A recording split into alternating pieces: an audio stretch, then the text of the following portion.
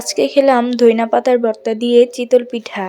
শীতকালে এই পিঠাটা খেতে খুবই ভালো লাগে। আসসালামু আলাইকুম, সবাই কেমন আছেন? আশা করি অনেক অনেক ভালো আছে। প্রথমেই নিয়ে নিলাম একটি রসুন, এখানে নিলাম কাঁচা লঙ্কা, আর এই যে এখানে নিলাম পরিমাণ মতো ধনিয়া পাতা। রসুনটাকে ছুলিয়ে নিলাম, এখানে ধনিয়া পাতা কেটে রেখেছি। এখানে নিয়ে নিলাম শিলপাটা, তোমরা চাইলে ব্লান্ডারেও এই মজাদার ভর্তাটি বানাতে পারো। আমি কিন্তু এই তিনটি জিনিস দিয়ে আজকের ভর্তাটি বানাবো। প্রথমে দিয়ে দিলাম রসুন, এখন রসুনটাকে থেতলে নিব। রসুনটা থেতার পর রসুনটা এখন বেটে নিলাম। এরপরে আবারও দিয়ে দিব কাঁচা লঙ্কা, কাঁচা লঙ্কাটাকেও বেটে নিব।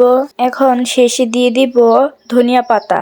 ধনিয়া পাতাটা দিয়ে সুন্দর করে বেটে নিব। এখানে সব বাটাবাটি শেষ, এখন আমি ভালো করে সবগুলো মিক্সার করে নিব একসাথে। দিলাম পরিমাণ মতো লবণ। শেষ হয়ে গেছে ভর্তা বানানো। এই ভর্তাটা কিন্তু আপনারা চিতল পিঠা দিয়েও খেতে পারেন, আবার সকালে গরম ভাত দিয়েও খেতে পারেন।